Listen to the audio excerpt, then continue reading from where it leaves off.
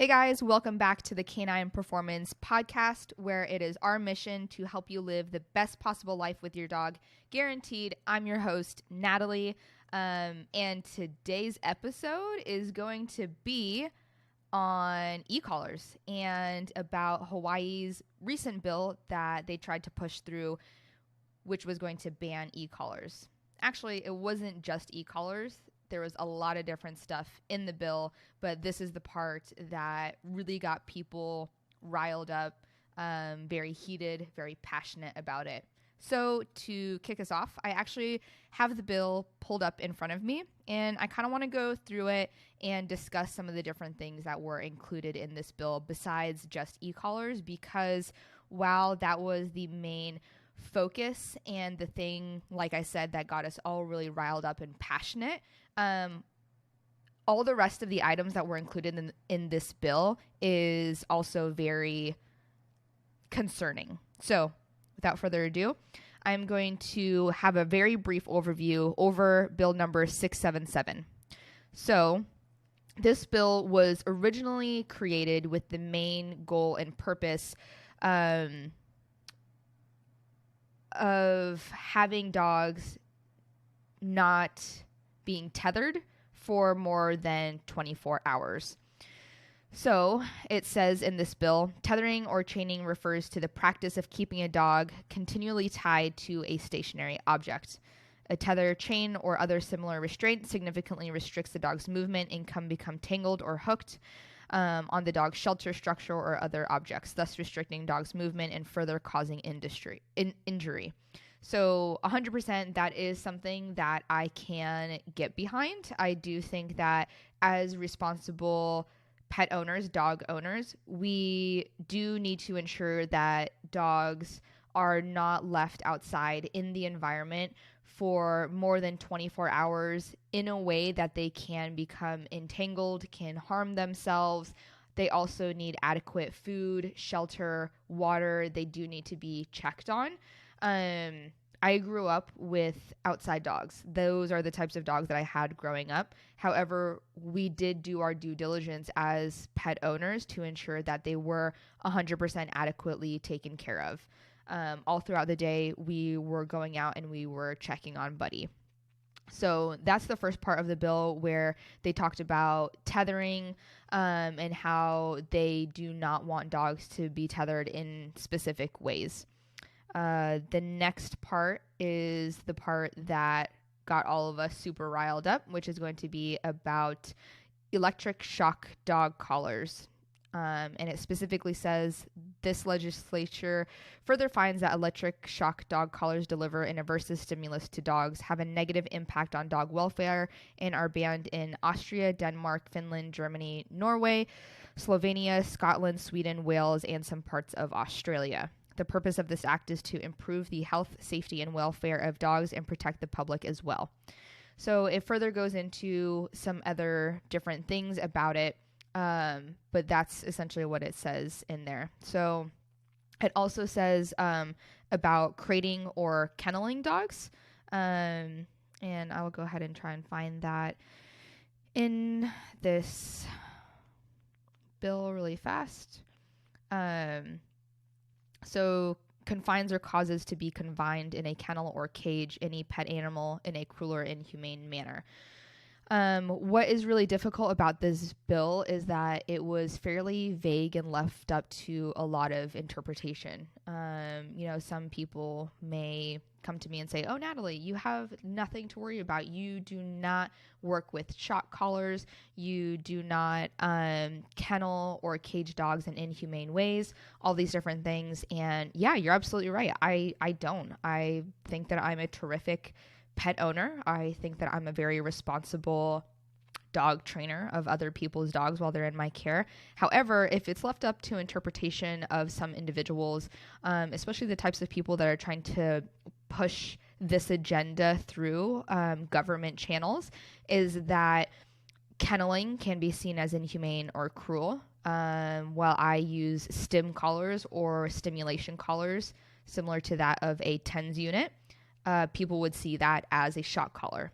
And so this is why it's important to have very specific vernacular used when having these sorts of bills. So at the very end, it says, prohibits the sale, distribution, or use of electric shock dog collars. And so right there at the very end, it's saying that you're not allowed to have them for sale, distribute them, or use them in any way, shape, or form. So this is something that is impactful in a lot of different ways, and I would like to discuss some of these different things. So why is this potentially harmful? Well, a lot of these different things have a ripple effect. They have a ripple effect in a multitude of ways. The first one being that Hawaii, while it seems removed and distant from us, they're not that far away. They are still a part of the United States of America. And when one of the states starts moving towards a specific sort of rules and guidelines and banning of specific sort of things, it gives permission and it opens a gateway to other states where people can start to use what has happened in one part of the United States to push their agenda. And so maybe while this may happen in Hawaii, the next time it could happen here in New York, in California, in Texas, in North Carolina, wherever it may be, those are going to be the next ripples that we're going to be seeing. The next thing is that it doesn't just stop at these different things. There's a lot of different training tools that people have misinformation on. They have a very poor view of them for a lot of different reasons. And so things like prong collars, harnesses, leashes, crates, anything that you want to use when it comes to training your dog that someone perceives as negative, that is one of the ripple effects that we are going to see from bills such as this that is trying to get pushed through in Hawaii. And I'm not sure how many of you are aware of this that are going to be listening to this podcast episode, but that is PETA's main goal and objective, is actually to not have pets anymore. They find that cruel and inhumane, and they do not want people to own pets.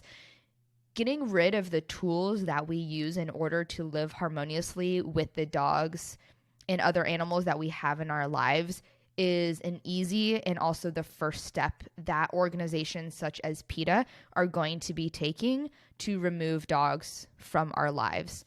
And the really sad and disappointing part about all of this is that they are very well organized, and they have a lot of funding. They have very good strategy when it comes to marketing.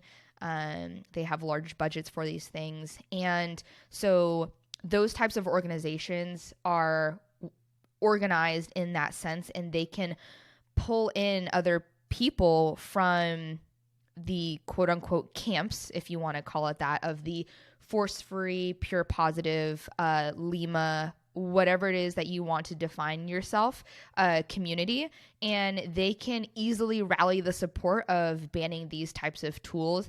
And those types of individuals, I'm not saying all of them, but I would say the majority of them would gladly get behind that movement and not realize that their participation in getting rid of these tools is also pushing forward the agenda of getting rid of dogs as pets in general. So these are the types of ripple effects that I am talking about. The next thing is the government getting involved in the regulation of our dog ownership. Our dogs are our property. It is our responsibility to care for them in the best ways that we know how. And having our government start to regulate how we can care for our pets and for our animals, I do believe starts to cause some difficulties within our lives. I think that it makes things tremendously more difficult to receive the proper help that you need in the best ways possible. I was speaking to someone on Instagram, and where they live, they have to get the approval of a veterinarian to be able to use an e-collar. And if you are unaware of this, typically you are going to go to a veterinarian if your cat breaks its leg, if your bunny is feeling sick and throwing up, if your hamster is having some sort of problem. Veterinarians are not behaviorists. They are also not nutritionists. They are there for the physical health and well-being of your dog. If your dog has pink eye, an ear infection, whatever it may be. So when it comes to behavior, saying that you need a veterinarian to sign off on something like that is almost like me going to my optometrist and saying, hey, I have a really bad toothache. What can you do about this? So this is where the government does not have enough education, information, and knowledge on dog behavior and how individuals such as myself and other trainers who are superior, more experienced than I am, that they have the knowledge and the information and education. So that's where we're starting to get rules set in place from individuals that have zero knowledge on the topic at hand. The last thing that I'm going to say of why this is potentially harmful. E-collars have been life-saving, life-changing tools for dogs everywhere. Not just for dogs, but also the humans that own them. Reactive dogs, aggressive dogs, fearful dogs, energetic dogs, whatever type of dog that you have, so many dogs, hundreds, thousands. I don't even know how many have benefited from the use of e-collars. The humans that own them have been able to live harmonious lives, been able to enjoy the companionship of their dog because of these tools that we have. So for the health and for the safety of dogs, these tools are huge components of that. Not just for the dogs, but also for humans as well. When you start taking away some of these tools, dogs that are service dogs to humans that can alert for a multitude of different things, when you start taking away those tools for us to be able to communicate with them and to train them, now you are starting to put human lives at risk. Human lives that depend on those dogs and their alerts and what they can do for humans, men and women overseas that rely on these dogs that are highly trained in combat and war areas. You are taking away something that can protect us as humans, that can help us physically and mentally and emotionally. So the health, safety, and well-being of dogs and humans together are very highly impacted when you start taking away some of these different tools that we can use in our training. So sometimes what this kind of comes down to is the government trying to take the easy way out. The natural solution that I come to, that other trainers come to, that pet owners that have experience with e-collars or even haven't even had the experience with e-collars yet, but want the opportunity and the choice to be able to do so. The obvious answer with all of this is education and information. That is the brass tacks, the bottom line, the period at the end of the sentence. It comes down to education and information on the topic and knowledge of e-collars, the different types of e-collars that you can get, how to condition, how to use it, all of the different nuances that come with using a very advanced training tool. Just banning them altogether is, in my opinion, the easy way out.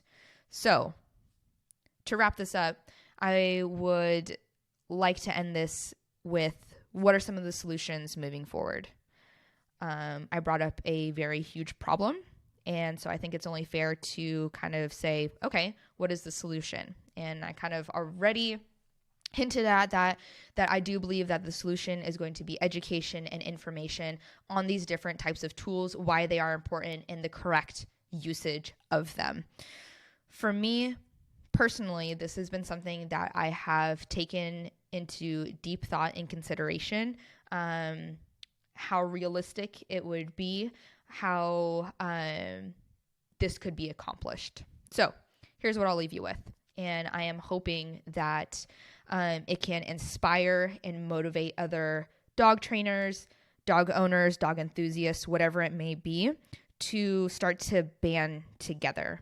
The one thing that I see so much in the dog training world, especially on dog training Instagram, is the hostility, the great divide that we have against one another, not just the quote unquote balanced training community against the quote unquote pure positive force free community, but even within each other, we are constantly at each other's throats.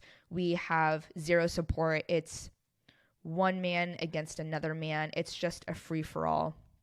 No one is safe.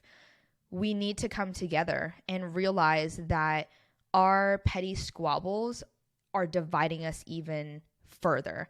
And if we cannot find common ground, if we cannot support one another, if we cannot do that in ways that spread information, awareness, and education on something that you think another trainer is doing incorrectly or wrong and can be harmful in the tools that they are using, then we are never going to be able to keep the tools that we have. So the first step is going to be coming together as a dog training community. All of us are in the dog training community because of one sole underlying purpose, and that is for the training and well-being of our dogs. All of us are in this because of one thing. We love dogs. We want to help dogs. We want to help the humans that own them. So we need to come together. Besides that, there needs to be a universal and singular way of training with e-collars that all trainers can get behind. It may be different than what you're doing. It may be similar to what you're doing. Maybe you disagree with it to some extent, but there is enough that you can get behind it. We need to come up with a universal education and informational system that we can include in these products that are given to consumers. When you buy a prong collar, when you buy an e-collar, there's not enough information on how to properly use them. And this is where so many of the problems are resulting from, is that people are desperately trying to find ways to train their dogs so that way they do not have to resort to rehoming them, leaving them loose somewhere and just abandoning them. Without these tools, more harmful measures could be taken against dogs, and owners are using these tools without proper information because it's not included when these tools are shipped to consumers. So being able to take the information and knowledge from some of the best trainers around the world, trainers from all different areas of the industry, from service training, protection, sport, pet training, whatever it may be, taking all of that knowledge and information, finding the baseline, what is the common ground that all of these trainers have in common, putting all of that education and information together, and then gaining the support and approval from trainers around the nation, around the world, and being able to agree, hey, this is it. This is something that I can get behind. This is the way that I believe that this collar should be used. Sure, I can use it another way, but Susan, Bob, Darren, who is buying these collars, if they were to follow these steps, I could get behind that. I do think that this is a safe way to use this collar, to condition it, and then to use it further. So that would be my solution. Band together, find information, knowledge, and education from some of the top training individuals in the world, find the common knowledge that everyone possesses, solidify that into content of written, audio, visual, and include that with the collars when they are purchased, be able to have additional resources available to them, have a list of trainers, whatever it may be, that they can look up online that are near them, and then educate legislature on these different tools. So to wrap it up here, I hope I gave you a little bit of insight into some of the implications that these types of bills, if they are passed through, even if they are not successfully passed through, the ripple effect that this does have on all of us as pet owners, dog trainers, dog lovers, whatever it may be. I hope that I have given you a little bit of thought. So, I hope that this was educational for you. Hopefully, moving forward, better things will come from the balanced training community as we band together. But that's all that I have for today's podcast episode, a little bit more of a heavier one. Hopefully, we'll come back in the next episode with a lighter one. But that's all that I got for you.